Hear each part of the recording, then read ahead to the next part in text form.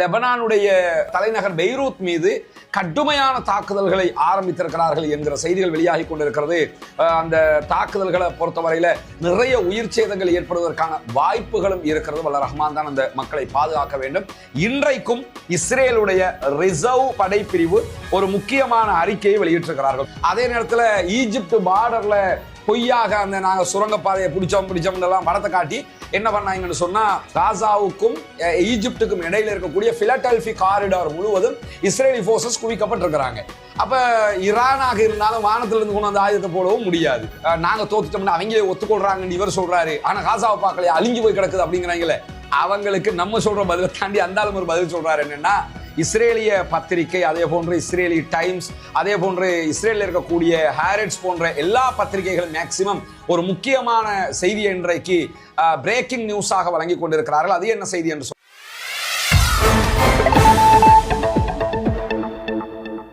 அஸ்ஸலாமு அலைக்கும் வரஹ்மத்துல்லாஹி வபரகாத்துஹு. பேரன்பிற்கினிய சகோதர சகோதரிகளே, நம் அனைவர் மீதும் ஏக இறைவனுடைய அமைதியும் கருணையும் உண்டாகட்டுமாக என்கிற உயரிய பிரார்த்தனைகளோடு 569வது நாளாகவும் காசாவிலும் காசாவையொட்டிய பாலஸ்தீன பெருநிலப்பரப்பிலும் என்னவெல்லாம் நடக்கிறது என்கிற செய்திகளை தான் இன்னைக்கும் நம்ம பார்க்க இருக்கிறோம். இன்றைய செய்திகளுக்குள்ள நுழைகிறதுக்கு முன்பதாக இன்றைக்கு மீண்டும் லெபனானுடைய பெய்ரூத் மீது இஸ்ரேல் தற்போது பயங்கரமான தாக்குதல்களை ஆரம்பித்திருக்கிறது என்கிற செய்திகள் வெளியாகி கொண்டிருக்கிறது. அல் ஜசீரானுடைய அரபு ஆங்கில பக்கங்கள் அதனை நேரடி ஒளிபரப்பு செய்து கொண்டிருக்கிறது. பெய்ரூத்தினுடைய லெபனானுடைய ஊடகங்கள் அல் மையாதீன் உள்ளிட்டவர்கள் கூட நேரடி ஒளிபரப்பாக அந்த செய்திகளை சொல்லிக் கொண்டிருக்கிறாங்க. திடீரென இஸ்ரேல் மீண்டும் லெபனானை நோக்கி தாக்குதலை நடத்தி கொண்டிருக்கிறது. லெபனான்ல தாக்குதல் நடத்தப்படுகிற போது லெபனான்ல இருக்கக்கூடிய ஹெஸ்புல்லாக்கள் பதிலடி தாக்குதல்களை இன்னும் ஆரம்பிக்கவில்லை என்கிறது நமக்கு தெரியும். அதற்கு இருக்கக்கூடிய மிகப்பெரிய தடையாக இருப்பது என்னன்னா, தற்போது ஏற்பட்டிருக்கக்கூடிய சமாதான உடன்படிக்கை என்பது ஹெஸ்புல்லாக்களுக்கும் இஸ்ரேலுக்கும் இடையில ஏற்படுத்தப்பட்டது கிடையாது. இஸ்ரேலுக்கும் லெபனான்ல இருக்கக்கூடிய தற்போதைய கவர்மெண்ட்டுக்கும் இடையில ஏற்படுத்தப்பட்டிருக்க ஒண்ணுங்கிறதுனாலையும் கவர்மெண்ட் என்ன சொல்றாங்கன்னா, நீங்க கொஞ்சம் பொறுத்துருங்க, நாங்க இதை ராஜதந்திர ரீதியில முடிச்சு தர்றோம், யுத்தம் வேணாம், யுத்தம் இல்லாம நாங்க இதை முடிக்கிறோம் என்று சொல்லி ஹிஸ்புல்லாக்களை அவர்கள் கட்டுப்படுத்தி வைத்துக் கொண்டிருக்கிறார்கள். ஹிஸ்புல்லாக்களும் திரும்ப திரும்ப என்ன சொல்றாங்கன்னா, நாங்க தாக்குதல் நடத்தாம இருக்கிறதை நீங்க சொல்றதுனால இப்படியே எங்களுக்கு காலம் கடந்து போக முடியாது என்று சொல்லிக் கொண்டிருந்த நிலையில தான் இன்றைக்கு மீண்டும் இஸ்ரேல் லெபனானுடைய தலைநகர் பெய்ரூத் மீது கடுமையான தாக்குதல்களை ஆரம்பித்திருக்கிறார்கள் என்கிற செய்திகள் வெளியாகி கொண்டிருக்கிறது. அந்த தாக்குதல்களை பொறுத்தவரையில நிறைய உயிர் சேதங்கள் ஏற்படுவதற்கான வாய்ப்புகளும் இருக்கிறது. வல்ல ரஹ்மான் தான் அந்த மக்களை பாதுகாக்க வேண்டும். அடுத்தடுத்து லெபனான் தொடர்பாக வரக்கூடிய அப்டேட்டுகளை நம்ம உங்களுக்கு தர இருக்கிற அதே நேரத்தில் இன்றைக்கு காசா தொடர்பாக நிறைய முக்கியமான செய்திகள் வெளியாகி இருக்கிறது. குறிப்பாக நீங்க எடுத்துக்கிட்டீங்கன்னா, எஹூட் பராக் என்கிற இஸ்ரேலுடைய முன்னாள் பிரதம மந்திரி இன்றைக்கு ஒரு முக்கியமான அறிக்கையை வெளியிட்டிருக்கிறார். அதில் அவர் என்ன சொல்லியிருக்கிறாருன்னா, ராணுவ ரீதியிலான காசா மீதான தாக்குதல்கள் எக்காரணம் கொண்டும் பாலஸ்தீன விடுதலை அமைப்புக்கு இக்கட்டை கொடுக்காது. நீங்க பாலஸ்தீன விடுதலை அமைப்பிட்ட இருக்கக்கூடிய இஸ்ரேலிய பணைய கைதிகளை மீட்டு கொண்டு வரணும்னா ராணுவ ரீதியா மிலிட்டரி அட்டாக், யுத்தம் பண்ணினா மீட்டுக்கிட்டு வரலாம்னு சொல்லித்தான் உள்ள போனீங்க. ஆனா இதுவரைக்கும் உங்களால் அதை செய்ய முடியவில்லை, இனியும் உங்களால் அதை செய்ய முடியாது. அங்க செய்யணுமாக இருந்தா ஒரே ஒரு வேலை தான் இருக்குது, அங்க இருக்கக்கூடிய பணைய கைதிகளை பேச்சுவார்த்தையில நீங்க கூட்டிக்கிட்டு வரணும். இல்லைன்னு சொன்னா நீங்கள் நடத்துகிற யுத்தம் நம்முடைய பணைய கைதிகளுக்கே நாமே மரண தண்டனை கொடுப்பதற்கு நிகரானது என்று சொல்லக்கூடியவரே அதிகாரத்தில் நீடிப்பதற்காகத்தான் ஆளும் கட்சி தொடர்ந்து பெஞ்சமின் நெத்தன்யாகு இந்த காரியத்தில் ஈடுபட்டு வருகிறார். இந்த யுத்தத்தினால இஸ்ரேலுக்கு எந்த நலவும் கிடையாது என்று சொல்லி இஸ்ரேலுடைய முன்னாள் பிரதமர் எஹூட் பராக் இன்றைக்கு வெளியிட்டிருக்கக்கூடிய அறிக்கை வெளியாகி இருக்கக்கூடிய நேரத்தில் தான் அவர் ஒரு ஐடியா சொல்றாரு. இந்த யுத்தத்தில் இஸ்ரேலுக்கு ஒரே ஒரு வழி மட்டும் தான் இருக்கிறது. என்ன வழின்னு சொன்னா, ஒரு பேச்சுவார்த்தையில பாலஸ்தீன விடுதலை அமைப்பிட்ட இருக்கக்கூடிய காசா மீதான ஆட்சியை கையில் எடுப்பது, ஒன்றோ இஸ்ரேல் கையில் எடுக்கிறது அல்லது வேறு ஒருத்தரை கொண்டு வந்து ஆட்சியில காசாவுக்குள்ள நிறுத்துறது. அப்படி நிறுத்தினா மட்டும்தான் நீங்க பாலஸ்தீன விடுதலை அமைப்பை கண்ட்ரோல் பண்ண ஏழுமே தவிர யுத்தத்தினால நீங்க அவங்களை கண்ட்ரோல் பண்ணவே முடியாது என்று சொல்லி ஒரு பிரதம மந்திரி, முன்னாள் பிரதம மந்திரி இன்றைக்கு சொல்லி இருக்கக்கூடிய காட்சிகள் வெளியாகி இருக்கக்கூடிய நேரத்தில் தான் பாலஸ்தீன விடுதலை அமைப்பு இன்றைக்கு மிக பெரும் தாக்குதல்கள் இரண்டை பற்றி அறிவித்திருக்கிறார்கள். காசாவினுடைய தூஃபா பகுதிகளில் தான் இந்த 2 தாக்குதல்கள் நடைபெற்றிருக்கிறது. அந்த தாக்குதல்கள் நிறைய இஸ்ரேலிய ஆக்கிரமிப்பு ராணுவத்தை சேர்ந்தவர்கள் கொல்லப்பட்டிருக்கிறார்கள் என்கிற செய்திகள் வெளியாகி இருக்கிறது. குறிப்பாக தூபா சுற்றுப்புறத்துக்கு கிழக்க இருக்கக்கூடிய பகுதிகளில் யாசின் 105 என்கிற பாலஸ்தீன விடுதலை அமைப்பினுடைய அவர்களுடைய சொந்த தயாரிப்பு ஏவுகணைகளால் ஜியோனிஸ்டுகளுடைய மெர்காவா டேங்குகள் மீது அவர்கள் தாக்குதல் நடத்தி இருக்கிறார்கள். 4th ஜெனரேஷன் மெர்காவா டேங்குகள் 3 அளிக்கப்பட்டிருக்கிறது என்கிற செய்திகள் இன்றைக்கு வெளியாகி இருக்கிறது. ஒரு டேங்குக்குள்ள மினிமம் 5 பேர் வச்சிருந்தா கூட 15 பேர் கொல்லப்பட்டிருப்பாங்க. ஆனா அவங்களோட ஊடகம் என்ன சொல்லும்னா, மெர்காவா டேங்க் அழிஞ்சிருச்சு ஆனா ஆட்கள் சேஃப் அப்படிம்பாங்க. அதுதான் உலகத்துக்கு புரியாத புதிராக இருக்குது. உள்ள இருக்கிறான அவனை வச்சுக்கிட்டு வரக்கூடிய டேங்க் மொத்தமா அழிக்கப்படுகிறது. அங்க நெருப்பு பத்தி எரிஞ்சு ஒத்தனம் இல்லைங்கிற அளவுக்கு ஆகும். ஆனா என்ன சொல்லுவாங்கன்னா, டேங்க் தான் அழிஞ்சது, யாரும் சாகலம்பாங்க. அப்படின்னா உள்ள ரோபோ தான் வந்திருக்குன்னு. இது அந்த மக்களை திரும்ப திரும்ப ஏமாற்றுவதற்காக இஸ்ரேல் சொல்லக்கூடிய ஒரு சூட்சமமான வாசகம் என்பதை நம்பி கொள்கிறார். அதே நேரத்தில் எடியோத் அஹ்ரோனோத் என்கிற இஸ்ரேலுடைய பிரபலமான பத்திரிகை வெளியிட்டிருக்கக்கூடிய ஒரு அறிக்கையில் என்ன சொல்றாங்கன்னா, தூஃபா பகுதிகளில் இஸ்ரேலிய ஆக்கிரமிப்பு ராணுவத்திற்கு எதிராக பாலஸ்தீன விடுதலை ராணுவம் நடத்தி இருக்கக்கூடிய RPG ஷெல் வகையான தாக்குதல்களில் இஸ்ரேலிய ராணுவம் கடுமையாக பாதிக்கப்பட்டிருக்கிறது என்கிற செய்திகளை இன்றைக்கு அவர்களும் வெளியிட்டிருக்கிறார்கள். 2 தாக்குதல்கள் நடத்தப்பட்டிருக்கிறது.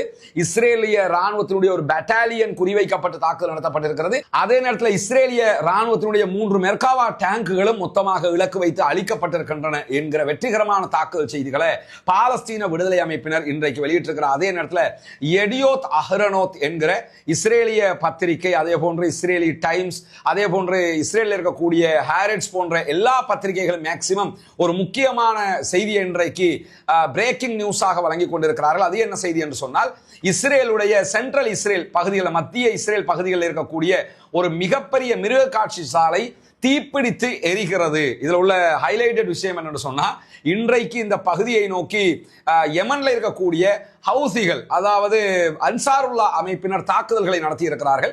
அவர்களுடைய ஹைப்பர்சோனிக் மிசைல் அட்டாக்கால தான் இந்த மிருக காட்சி சாலை தாக்குதலுக்கு உள்ளாகி இருக்கிறது என்கிற செய்திகள் தற்போது வெளியே வரக்கூடிய அதே நேரத்தில் இந்த தாக்குதல் நடத்தப்பட்டிருக்கக்கூடிய மிருகக்காட்சி சாலை எங்க இருக்குதுன்னு சொன்னா, வாடி கல்ட் என்கிற பகுதிகளில் தான் அமைந்திருக்கிற இஸ்ரேலுக்குள்ள. குறிப்பாக இஸ்ரேலிய அதிகாரிகள் வெளியிட்டிருக்கக்கூடிய அறிக்கையில் என்ன சொல்றாங்கன்னா, விமானங்கள் அதே போன்று தீயணைப்பு வீரர்களை கொண்டு நூற்றுக்கணக்கான ஆட்களை நாங்கள் களத்தில் இறக்கி இருக்கிறோம். தீயை அணைப்பதற்காக அவங்க தீயை அணைக்கிறதுக்கு ரொம்ப முயற்சி செய்து கொண்டிருக்கிறார்கள் என்கிற செய்திகளை இன்றைக்கு இஸ்ரேலுடைய அதிகாரிகள் வெளியிட்டிருக்கிறாங்க. தண்ணீரை அணைக்கக்கூடிய விமானங்கள் பயன்படுத்தப்படுகிறது, ஹெலிகாப்டர்கள் பயன்படுத்தப்படுகிறது. அதே நேரத்தில் நூற்றுக்கணக்கான தீயணைப்பு வீரர்கள் பயன்படுத்தப்பட்டிருக்கிறார்கள். அப்ப எவ்வளவு பெரிய ஒரு தீயாக அது மாறி இருக்கும். ஹைப்பர்சோனிக் அட்டாக்னா சாதாரணமாக இருக்காது, நமக்கு தெரியும். இவங்க என்னன்னா, அந்த செய்திகளை மறைச்சாலும் அவங்க சொல்லக்கூடிய செய்திகள்ல எவ்வளவு தாக்கம்ங்கிறத நம்ம புரிஞ்சுக்கலாம். நூற்றுக்கணக்கான வீரர்களை களத்தில் இறக்கி நாங்கள் தீயை அணைக்கிறோம்னால எவ்வளவு பெரிய ஒரு தீப்பிடம்பாக அது மாறி இருக்குங்கிறத நம்ம புரிந்து கொள்ள முடிகிறோம். அதே நேரத்தில் இன்றைக்கும் இஸ்ரேலுடைய ரிசர்வ் படைப்பிரிவு ஒரு முக்கியமான அறிக்கையை வெளியிட்டிருக்கிறார்கள். தொடர்ந்து நம்ம சொல்லி வர்றோம், காசாவில் இஸ்ரேல் ஜெயிக்கவே இல்லை, பாலஸ்தீன மக்களை கொன்று குவிக்கிறாங்க, பாலஸ்தீனத்தினுடைய கட்டிடங்கள் அழிக்கப்பட்டிருக்கிறது, தரைத்தளம் முழுவதுமாக அழிக்கப்பட்டிருக்குது. அந்த அழிவு பாலஸ்தீன ராணுவத்தை தோற்கடித்ததாக ஆகாது. எத்தனையோ நாடுகள் யுத்தத்தை பார்த்திருக்கோம், ஈவன் இலங்கையில கூட பார்த்திருக்கோம்ல. யுத்தத்துல வெற்றி என்றால் என்னன்னா, சம்பந்தப்பட்ட எதிர்த்து நின்று தாக்குதல் நடத்தக்கூடியவர்கள் அழிக்கப்படுவது, அவங்களை ஜீரோ பண்ணி அந்த இடம் முழுவதுமே எங்களுக்கு தான் நாக்குறது. அப்படியான எந்த நிலையும் இதுவரைக்கும் காசாவுக்குள்ள வரவில்லை என்பது நமக்கு தெரியும். 569வது நாளாகவும் பாலஸ்தீன விடுதலை அமைப்பு தாக்குதல் நடத்தக்கூடிய நேரத்தில் இஸ்ரேலிய ரிசர்வ் படை இன்றைக்கு வெளியிட்டிருக்கக்கூடிய அறிக்கையில் என்ன சொல்றாங்கன்னு சொன்னா, எங்களுடைய ராணுவம் பாலஸ்தீன விடுதலை அமைப்பை அழித்ததாக சொல்லுகிற அளவை விட ரொம்ப ரொம்ப குறைவாகத்தான் அழித்திருக்கிறோம் என்று சொல்லுகிறார்கள். ராணுவ தலைமையகம் என்ன சொல்லுதுன்னா, நாங்க பாலஸ்தீன விடுதலை அமைப்பை உண்டு இல்லைன்னு பண்ணிட்டோம் அப்படிங்கிறாங்க. ஆனா உண்மையிலேயே அங்க போராடக்கூடிய இஸ்ரேலுடைய ரிசர்வ் ராணுவம் என்ன சொல்றாங்கன்னா, தலைமையகம் சொல்றது பச்சை பொய், அப்படியெல்லாம் இங்க ஒன்றும் நடக்கல, இங்க நாங்க வாங்கி கட்டுறது எங்களுக்கு தானே தெரியும்ங்கிற விதமாக அவங்க சொல்றது மட்டுமல்லாம, ரிசர்வ் மேஜர் ஜெனரல் யட்சாக் பிரிக் அவங்க மரிவ் செய்தித்தாளுக்கு இன்றைக்கு வெளியிட்டிருக்கக்கூடிய அறிக்கையில் என்ன சொல்றாருன்னு சொன்னா, இஸ்ரேல் ராணுவத்துக்கு எதிராக பாலஸ்தீன விடுதலை அமைப்பு ஆயிரக்கணக்கான அவர்களுடைய ராணுவத்தோடு புதிதாக களத்திற்கு வந்திருக்கிறார்கள். நிறைய புதிய சோல்ஜர்ஸோட அவங்க களத்துக்கு வந்திருக்கிறாங்க. அவங்க யாருமே பயிற்சி இல்லாதவர்கள் இல்லை. அப்படின்னு என்ன அர்த்தம்னா, நல்ல பயிற்சி எடுத்தவர்களோடு தான் ஆயிரக்கணக்கான வீரர்களோடு மீண்டும் அவர்கள் களத்திற்கு வந்திருக்கிறார்கள். இஸ்ரேலிய ராணுவம் இதுவரைக்கும் சுரங்க பாதைகளை அழிச்சிருக்கிறோம் அப்படின்னு சொல்லி சொன்னாலும் அவர்களால் பாலஸ்தீன விடுதலை அமைப்பை கண்ட்ரோல் பண்ண முடியாமல் இருக்கிறது என்று சொல்லிவிட்டு பாலஸ்தீன விடுதலை அமைப்புக்கு ராணுவம் அறிவித்ததை விட ஏற்பட்டிருக்கக்கூடிய சேதம் மிக மிக குறைவாகத்தான் இருக்கிறது. அது மட்டுமல்லாம அவங்க பாலஸ்தீன விடுதலை ராணுவம் சாதாரண நிலைமைக்கு திரும்பிட்டாங்க. ஒரு இக்கட்டான நிலைமை எல்லாம் இல்லை. வளமையாக யுத்தம் பண்ணக்கல எப்படி அவங்க சாதாரணமாக கேஷுவலா இருப்பாங்களோ அந்த நிலைமைக்கு திரும்பினது மட்டுமல்லாம நிறைய புதிய வகையான பல ஆயுதங்களோடு களத்திற்கு வந்திருக்கிறார்கள்னு நான் சொல்லல. இட்சாக் பிரிக் சொல்றாரு. இஸ்ரேலுடைய ரிசர்வ் படையினுடைய மேஜர் ஜெனரலாக அவர் இருக்கிறாரு. புதிய ஆயுதங்களோட வந்திருக்கிறாங்க. இந்த ஆயுதங்கள் அவர்களுக்கு எப்படி கிடைக்கிறது என்பதும் நமக்கு தெரியல. ஏன்னா இப்ப லெபனான் வார் நிறுத்தம் வந்திருக்குது. அதனால லெபனான்ல இருந்து பெரும்பாலும் காசாவுக்குள்ள வெப்பன் கொண்டு வர்றதுங்கிறது அசாத்தியம். டைம் இப்ப அதுக்குரிய வாய்ப்பு கிடையாது. அதே நேரத்தில் ஈஜிப்ட் பார்டர்ல பொய்யாக அந்த நாங்கள் சுரங்கப்பாதையை பிடிச்சோம் படத்தை காட்டி என்ன பண்ணாங்கன்னு சொன்னா அந்த காசாவுக்கும் ஈஜிப்டுக்கும் இடையில இருக்கக்கூடிய பிலடெல்பி காரிடார் முழுவதும் இஸ்ரேலி போர்சஸ் குவிக்கப்பட்டிருக்கிறாங்க. அப்ப ஈரானாக இருந்தாலும் வானத்திலிருந்து கொண்டு அந்த ஆயுதத்தை போடவும் முடியாது. இப்படி இருக்கிற இடத்துல புதிய ஆயுதங்கள் அவர்களுக்கு வருகிறது என்றால் ஒன்றோ நேச்சுரலாக அவர்கள் சுரங்கப்பாதை வழியாக எங்கோ இருந்து எடுக்கிறார்கள் என்று அர்த்தம். இல்லை என்று சொன்னா ஆல்ரெடி கொண்டு வந்து வச்சு அப்பப்ப தேவைக்கு ஏற்ற மாதிரி களத்துக்கு கொண்டு வர்றாங்க அர்த்தம். எது எப்படி நடந்தாலும் பாலஸ்தீனம் வெற்றியை நோக்கி நகர வேண்டும் என்கிறது மட்டும்தான் இதில் இருக்கக்கூடிய அடிப்படையாக இருக்கிறது. இட்சாக் பிரிக் தொடர்ந்து சொல்லும் போது ஒரு செய்தியை சொல்றாரு. காசா பகுதியில் ஏற்பட்டிருக்கக்கூடிய அழிவுகள் நம்மாக்களுக்கு சேர்த்து தான் அவர் சொல்ற மாதிரி தெரியுது. ஏன்னா கொஞ்சம் பேர் இருக்காங்களே, இவர் இஸ்ரேலுடைய மீடியா எல்லோருமே சொல்கிறார்கள் நாங்க தோத்துட்டோம்னா அவங்களே ஒத்துக்கொள்றாங்கன்னு இவர் சொல்றாரு. ஆனா காசாவை பார்க்கலையே அழிஞ்சு போய் கிடக்குது அப்படிங்கிறாங்களே. அவங்களுக்கு நம்ம சொல்ற பதில தாண்டி அந்த ஆளும் ஒரு பதில் சொல்றாரு. என்னன்னா அவங்களோட ஆக்களுக்கு சொல்றாரு. எப்படி சொல்றாருன்னா காசா பகுதிகளில் ஏற்பட்டிருக்கக்கூடிய அழிவுகளுடைய படங்களை காட்டி நடக்காத வெற்றியை பற்றி இஸ்ரேலியர்கள் ஏமாற்றப்படுகிறார்கள். காசாவுல கட்டிடங்கள் எல்லாம் அழிக்கப்பட்டிருக்குது, மக்கள் எல்லாம் கொண்டுகிட்டு இருக்கிறோம்ங்கிறதுனால நம்ம ஜெயிச்சிட்டோம்னு அர்த்தம் இல்லை. நம்மால் அதை விட கூடுதலாக செத்துக்கிட்டு இருக்கிறான். நம்ம அவங்களை கண்ட்ரோல் பண்ண முடியாம இருக்குது. பாலஸ்தீன விடுதலை ராணுவம் ஆயிரக்கணக்கான மக்களோட திரும்பவும் சண்டை போட்டுக்கிட்டு தான் இருக்கிறான் அப்படின்னு சொல்லி மிக அழகாக அவர் சொல்லியிருக்கக்கூடிய நேரத்தில் எடியோத் அஹ்ரோனோத் இஸ்ரேலிய பத்திரிகை வைனட் என்ன ஒரு அறிக்கையை சொல்லியிருக்கிறாங்கன்னா இன்னைக்கு இஸ்ரேலி போர்சஸுக்கு கிட்டத்தட்ட 10,000 படை வீரர்கள் பற்றாக்குறை ஏற்பட்டிருக்கிறது என்கிற செய்திகளை சொல்லியிருப்பது மட்டுமல்லாமல் இஸ்ரேலிய ராணுவம் பணியாளர் பற்றாக்குறை காரணமாக வழக்கமான சேவையை முடிச்சவங்களுக்கும் அவர்களுடைய பணியை நிறுத்தாம மேலதிகமாக பணி செய்ய சொல்லி கொடுத்துட்டாங்க. அதாவது ஒரு ராணுவத்தில் இருக்கிறவர் 6 மாசம் யுத்தத்தில் இருந்துட்டு பிறகு லீவ்ல போயிட்டு வரலாம் என்று இருக்கும்போது இப்ப என்ன பண்றாங்கன்னா அதோட சேர்த்து இன்னும் 4 மாசத்தை அதிகரிச்சுட்டாங்க. 10 மாசம் பணியில இருக்கணும். ஏன்னா ஆள் இல்லை, சாகுறதுக்கு ஆள் வேணும்ல. சாகிறதுக்கு ஆள் இல்லை. 6 மாசம் வரைக்கும் நீ பொழைச்சிட்ட, இன்னும் 4 மாசம் பொழைக்கிறியான்னு பார்ப்போம். அந்த மாதிரி என்ன பண்ணிட்டாங்கன்னா 4 மாசம் எக்ஸ்ட்ரா பண்ணிட்டாங்க. ஏன்னா வேற வழியில் 10,000 பேர் பற்றாக்குறையா இருக்கு. இப்ப இதெல்லாம் என்ன கவனிக்கணும்னு சொன்னா உண்மையிலேயே ஆளணி பற்றாக்குறை யாருக்குங்க வரணும்? அடி வாங்குறதா சொல்லப்படுறவங்களுக்கு தானே வரணும். பாலஸ்தீன விடுதலை ராணுவத்துக்கு தானே பட்டாலியன் பற்றாக்குறை வர வேண்டும், போர்சஸ் பற்றாக்குறை வர வேண்டும், ஆயுத பற்றாக்குறை வர வேண்டும்.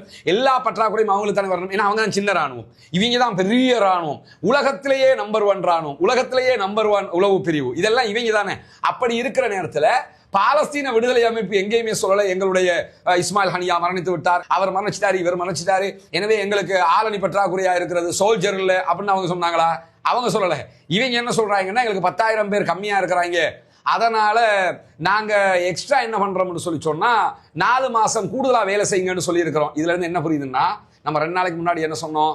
இஸ்ரேலி போர்சஸ்ல எத்தனை பேர் 6,000 பேர் இதுவரைக்கும் கொல்லப்பட்டிருக்கிறதாக அவங்க சொன்னாங்கல்ல, அது பச்சை பொய்ங்கிறது தெரியுது. குறைஞ்சது 10,000 பேர், குறைந்தது, அதை விட கூடுதலா செத்துருப்பாங்க, அது வேற. குறைந்தது 10,000 பேர் செத்துருக்கிறாங்க. அதனாலதான் 10,000 பேர் வேணும்னு இருக்கிறாங்க. ஆனா இதை விட சூப்பர் ஹைலைட் விஷயம் என்னன்னு சொன்னா இஸ்ரேலுடைய முன்னாள் பிரதமர்களில் ஒருவராக இருக்கக்கூடிய நப்தலி பெனட் இன்றைக்கு ஒரு அறிக்கை அவர் வெளியிட்டிருக்கிறார். எல்லாருமே களமிறங்கி வச்சு செய்யறாங்க. சம்பவமா சம்பவம் இஸ்ரேலுக்குள்ள. ஏன்னா பெஞ்சமின் நெத்தனியாஹுக்கு தூங்குறத நினைச்சு கூட பார்க்க முடியாது. அந்த அளவுக்கு பல சம்பவங்கள் நடக்கிறது, வெச்சு செஞ்சுக்கிட்டு இருக்கிறாங்க. அதாவது நப்தலி பென்னட் என்ன சொல்றாருன்னா இஸ்ரேலிய போர்சஸுக்கு கிட்டத்தட்ட 20,000 பேர் பற்றாக்குறை இருக்கிறதுங்கிறாரு. எடியோத் அஹ்ரோனோத் பத்திரிகை தான் 10,000 பேர் சொல்றாங்க, அவங்க ஒரு சோர்ஸை வச்சு சொல்றாங்க. ஆனா முன்னாள் பிரதமர் நப்தலி பென்னட் தெளிவா என்ன சொல்றாருன்னா 20,000 பேர் தேவை அப்படின்னா குறைஞ்சது 20,000 பேர் அவுட்னு அர்த்தம். அதனாலதான் 20,000 பேர் வேணும்னு சொல்லி சொல்றாங்க. இதெல்லாம் இன்றைக்கு வைநெட் வெளியிட்டிருக்கக்கூடிய தகவல்கள். அல் ஜசீரா அரபு ஊடகம் இதை அழகாக எடுத்து மொழிபெயர்த்து செய்திகளை சொல்லியிருக்கிறார்கள். வைநெட்ல நீங்க போய் பார்க்க முடியும். குறிப்பாக நீங்க பாத்தீங்கன்னு சொன்னா இன்றைக்கு ஷின்பத்தினுடைய தலைவர், இஸ்ரேலுடைய உளவு பிரிவுகள் இருக்கா இல்லையா, மொசாத் வெளிநாடுகளை கண்காணிக்கக்கூடியது, உள்நாட்டை கண்காணிப்பதற்கு ஷின்பத் வச்சிருக்காங்க. இந்த சைபர் கிரைம் சம்பந்தப்பட்ட அந்த விவகாரங்களை கையாளுவதற்கு 8200 வச்சிருக்காங்க. இதுல உள்நாட்டு உளவு பிரிவாக இருக்கக்கூடிய ஷின்பத் இருக்குதா இல்லையா, இந்த ஷின்பத்தினுடைய தலைவர் ரோனன் பாருக்கும் நெத்தனியாவுக்கும் இடையில அக்டோபர் 7th அட்டாக் தொடர்பான பெரிய பிரச்சனையாகி அவரை பதவி நீக்கிறோம் இவர் சொல்லி அவர் கோர்ட்ஸுக்கு போய் அது ஒரு பெரிய வழக்காக ஓடிக்கொண்டிருக்கக்கூடிய நேரத்தில், அது ஏற்கனவே நம்ம பேசியிருக்கிறோம், அதனால தான் சுருக்கமாக கடந்து போறோம். பிரதமர் பெஞ்சமின் நெத்தனியாவுக்கு எதிராக ஷின்பத்தினுடைய முன்னாள் தலைவர் என்ன பண்றாருன்னு கேட்டா அமி அயலோன் ஒரு முக்கியமான குற்றச்சாட்டை இன்னைக்கு முன் வச்சிருக்கிறாரு. அதுல என்ன சொல்றாருன்னு சொல்லி சொன்னா, உள்நாட்டு ஒத்துழையாமைக்கு இணங்குங்கள் என்று சொல்லி பொதுமக்களுக்கு அழைப்பு விடுத்திருக்கிறார். பொதுமக்களுக்கும் ஷின்பத்தில் இருக்கக்கூடிய அதிகாரிகளுக்கும், உளவுப்பிரிய அதிகாரிகளுக்கு என்ன சொல்றாருன்னா, ராணுவ நீங்க நெத்தனியாவுக்கு கட்டுப்படாதீங்க, பொதுமக்களும் நெத்தனியாவுக்கு கட்டுப்படாதீங்க, எல்லாரும் வாங்க, கட்டுப்பாட்டை மீற வேண்டும், இல்லைன்னா இந்த யுத்தத்தை நிறுத்த முடியாது என்று சொல்லி சேனல் 14 இன்னைக்கு அவர் வழங்கி இருக்கக்கூடிய பேட்டியில சொல்லியிருக்கக்கூடிய செய்திகளை பார்க்க இருக்கிற அதே நேரத்தில் இன்றைக்கு சேனல் 20 இஸ்ரேலுடைய ஊடகம் இன்னொரு செய்தியை வெளியிட்டிருக்கிறாங்க. 2021 பாலஸ்தீன விடுதலை அமைப்பினுடைய தலைவராக செயல்பட்டு ஷஹீதாக்கப்பட்ட யஹ்யா சின்வார் அவர்கள் இஸ்ரேலை ஏமாற்றினார் அப்படின்னு சொல்லியிருக்கிறாங்க. ஏன்னா யுத்தம்னாலே அதுதான், யுத்த தந்திரம்னாலே அதுதான். அவர் 2021 என்ன ஏமாத்தினாங்க 2025 தான் கண்டுபிடிச்சிருக்கிறாங்க. அது என்ன ஏமாத்தினு சொல்றாங்கன்னு சொல்லி சொன்னா, பாலஸ்தீன விடுதலை அமைப்பினுடைய மெட்ரோவை அழிக்கிறதுல நாங்க ஜெயிச்சிட்டோம்னு சொல்லி எங்களுக்கு ராணுவம் அப்ப 2021 சொல்லிக்கிட்டு இருந்தாங்க. மெட்ரோன்னா அவருடைய அந்த பங்கர்கள், தொடர் பங்கர்கள் இருக்குதா இல்லையா, இதை நாங்கள் அழிச்சிட்டோம் அப்படின்னு சொல்லி சொன்னாங்க. நாங்களும் அதை பார்த்து பத்திரிகைகளை செய்தியை போட்டுக்கிட்டே இருந்தோம், ஹைலைட் பண்ணிக்கிட்டே இருந்தோம், நம்ம ராணுவம் ஜெயிச்சுக்கிட்டு இருக்குதுன்னு சொல்லி. ஆனா இப்பதான் தெரியுது, யஹ்யா சின்வார் நம்மளை திசை திருப்பதுக்கு சொன்ன கதை, அப்படி எங்கேயுமே இவங்க ஜெயிக்கல அப்படின்னு சொல்லி இன்னைக்கு மிக தெளிவாக சேனல் 20 வெளியிட்டிருக்கக்கூடிய செய்தியை பார்க்க முடிகிறது. உண்மையிலே மிகச்சிறந்த ஒரு ராணுவ தளபதியாக இருந்து, அந்த சமூகத்திற்கு வழிகாட்டியாக இருந்து, அந்த சமூகத்தினுடைய உரிமைக்காக போராடிய ஒரு மாபெரும் தலைவனாக இருந்து அவர் மரணிச்சாரு. அந்த நிலையில அவரை பற்றிய செய்திகள் இன்றைக்கு இஸ்ரேல் சொல்லிக் கொண்டிருக்கிற நம்ம பார்க்க முடிகிறது. அதே நேரத்தில் இன்றைக்கும் பாலஸ்தீனத்திற்கு ஆதரவாக, இஸ்ரேலுக்கு எதிராக இஸ்ரேலுடைய நெகோவில் இருக்கக்கூடிய நவாத்தின் F-35 விமானங்கள் இருக்கக்கூடிய ராணுவ தளத்தின் மீது ஹூத்திகள், அன்சாருல்லா அமைப்பு தாக்குதல்களை நடத்தி இருக்கிறார்கள் என்கிற செய்திகள் வெளியாகி இருக்கிறது. அவங்க இங்கே மடிச்சிருக்கிறாங்க. அந்த ஏற்கனவே மிருக காட்சாலை பத்தி அறிதா இல்லையா, அந்த ஏரியாவுக்கும் தாக்குதல் நடத்தி இருக்கிறாங்க. குறிப்பாக ஹைப்பர்சோனிக் பாலிஸ்டிக் ஏவுகணை மூலமாகத்தான் இந்த தாக்குதலை நாங்கள் நடத்தி இருக்கிறோம் என்கிற செய்திகளை சொல்லியிருக்கிறாங்க. அது இன்றைக்கு இஸ்ரேலும் இன்றைக்கு 3 அட்டாக் நடந்திருக்கு. அதுல ஒரு அட்டாக்கை நாங்கள் தடுத்தோம் இருக்கிறாங்க. குறிப்பாக யமன்ல இருந்து ஏவப்பட்ட ஒரு அட்டாக்கை நாங்க ஷாக்கடல் பகுதியில் வாதி அரஃபா என்கிற பகுதிகளில் தடுத்து நிறுத்திட்டோம்னு சொல்றாங்க. 3ல 1 தடுத்துட்டாங்கன்னா 1 நெவாத்திம் அந்த F-35 விமானங்கள் இருக்கக்கூடிய ராணுவ தளத்தை தாக்கியிருக்கின்ற அர்த்தம். அதனுடைய காட்சிகள் அவங்க வெளியிடல, ஆனால் ராணுவ தளத்தினுடைய புகைப்படத்தை நீங்க முன்னாடி பார்க்க முடியும். அந்த தளத்தை நோக்கி தான் அவங்க அட்டாக் பண்ணியிருக்கிறாங்க. இதே நேரத்தில் குறிவைத்து நடத்தப்பட்ட தாக்குதல்கள் அந்த மிருக காட்சிசாலை தாக்குதலும் ஒன்று. எனவே இஸ்ரேலுக்கு எதிராக பாலஸ்தீனத்திற்கு ஆதரவாக ஹூத்திகள், அன்சாருல்லா இயக்கம் தொடர்ந்து தாக்குதல்களை உச்சமாக நடத்துகிறார்கள் என்கிற செய்திகளுக்கு மத்தியில தான் இன்றைக்கு அன்சாருல்லா வெளியிட்டிருக்கக்கூடிய அறிக்கையில ஹுதைதாவுல தடுத்து நிறுத்தப்பட்டிருக்கக்கூடிய இஸ்ரேலுடைய கப்பல் இருக்குதா இல்லையா, இஸ்ரேலுடைய கேலக்சி லீடர் என்கிற கப்பலை தான் முதல்ல அன்சாருல்லா அமைப்பு யமன்ல கைப்பற்றினாங்க. அவங்க தான் வச்சுக்கிட்டு இருக்காங்க. அதுல இருந்த க்ரூ மெம்பர்ஸ் அவங்க ரிலீஸ் பண்ணிட்டாங்க. ஆனா கப்பலை வச்சுக்கிட்டு இருக்காங்க. அந்த கப்பல் மீது அமெரிக்கா இன்றைக்கு தாக்குதல் நடத்தி இருக்கிறது என்கிற செய்திகளை சொல்லியிருக்கிறாங்க. உங்க கப்பலை நாங்களே இன்றைக்கு 1.5 வருஷமா பாதுகாத்துக்கிட்டு இருக்கிறோம்டா, ஆனா அமெரிக்கா அடிச்சுட்டு போறாங்க அப்படின்னு சொல்லி இன்றைக்கு வெளியிட்டிருக்கிறாங்க. அது ஏன் சொல்றாங்கன்னு சொல்லி சொன்னா, உன் கப்பலுக்கு அவன் அடிச்சதுக்கு எங்கிட்ட கடன் கேட்டு வரக்கூடாது பாத்துக்கிற மாதிரி அவங்க அந்த செய்திகளை சொல்லியிருக்கிறாங்க. இன்றைக்கு இடம்பெற்றிருக்கக்கூடிய மிக முக்கியமான செய்திகளாக இவைகள் இருக்கிறது. ஆனால் இன்றைக்கும் இஸ்ரேல் பாலஸ்தீனம் மீது நடத்தி வரக்கூடிய தாக்குதல்கள் காரணமாக 23 சகோதரர்கள் கொல்லப்பட்டிருக்கிறார்கள், ஷஹீதாகி இருக்கிறார்கள். அல்லாஹ் அவர்கள் இணைவைக்காத பட்சத்தில் அவர்களுக்கு ஷஹீதுடைய அந்தஸ்துகளை கொடுத்து நாளை மறுமையிலே உயரிய பாக்கியங்களை கொடுக்க வேண்டும் என்கிற பிரார்த்தனைகளோடு 27க்கும் மேற்பட்ட அப்பாவிகள் படுகாயம் அடைந்திருக்கிறார்கள் என்கிற செய்திகளும் வெளியாகி இருக்கிறது. பாலஸ்தீனம் வெற்றி பெற வேண்டும், பாலஸ்தீனம் சுதந்திரம் அடைய வேண்டும், பாலஸ்தீன மக்களும் நம்மை போன்ற நிம்மதியானவர்களாக மாற வேண்டும், வாழ வேண்டும் என்கிற உயரிய பிரார்த்தனைகளோடு பாலஸ்தீன மக்களுக்கு ஜனநாயக ரீதியாக குரல் எழுப்ப மறந்து விடாதீர்கள். தீவிரவாதம் ஒழிய வேண்டும், பயங்கரவாதம் இல்லாத ஒழிக்கப்பட வேண்டும், அமைதியான பூவுலகு எப்போதும் திரும்ப வேண்டும் என்கிற பிரார்த்தனைகளோடு முடித்துக் கொள்கிறோம். அல்ஹம்துலில்லாஹி ரப்பில்